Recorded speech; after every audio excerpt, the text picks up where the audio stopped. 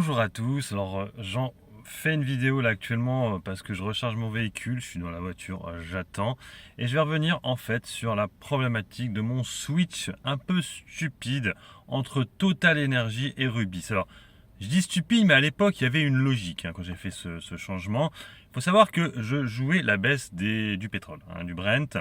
Et du coup, je m'étais dit, je pense que le Brent va chuter. On était beaucoup plus haut, on commençait déjà à chuter début 2023. Et déjà fin 2022, ça chutait déjà un peu pas mal.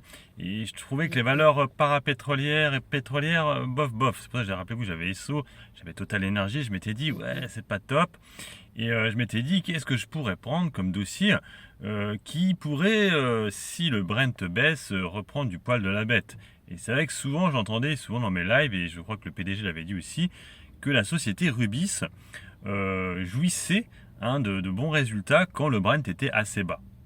Et je me suis dit, bingo, Rubis, alors je l'avais déjà eu il y a quelques temps en arrière, je rentrais, je sortais, je faisais des petites plus-values, je me suis dit, allez, on va essayer d'y aller là sur un an. Et ça s'est pas passé du tout comme je l'aurais imaginé.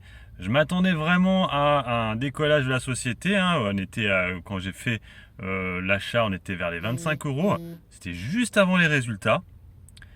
Les résultats sont arrivés, comme très souvent, elles montent un peu. J'étais à 6% de plus-value. Après, dès que les résultats sont arrivés, 2 jours après, ça a recommencé à rechuter. Donc il y a eu de la spéculation sur les résultats. Après, ça a rechuté, comme je l'ai dit. Donc plus 6, j'étais revenu à mon prix initial, à mon PRU. Résultat du premier trimestre, pareil, ça repart un peu. Tu te dis, enfin. Et de nouveau, ça rechute. Et le dividende arrive. Bim, je perds quasiment tout mon gain. Et quelques jours après, dès que le dividende a été versé sur les comptes des actionnaires, tout le monde s'est barré en courant. Et je me retrouve avec une très grosse moins-value. Donc là, ça fait quasiment plus de 6 mois que j'ai la position. Comme je vous le dis, je suis en forte moins-value.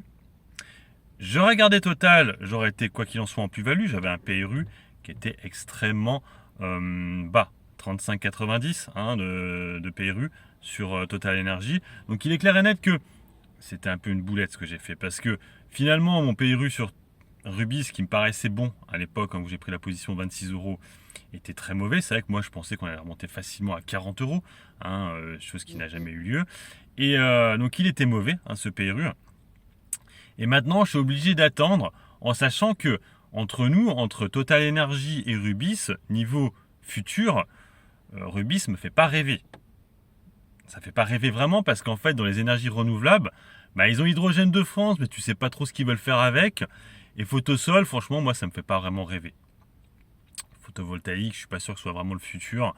On serait plus sur l'éolien et trucs comme ça, au niveau de la production. Comme Total Energy avec l'éolien offshore ou l'hydrogène. Si on a vu que Total Energy s'était mis. Alors, effectivement, Rubis a des positions sur Hydrogène de France, mais on a vu hier que leur droit de vote a été revu à la baisse. Ils étaient à plus de 15%, ils sont passés à 10%.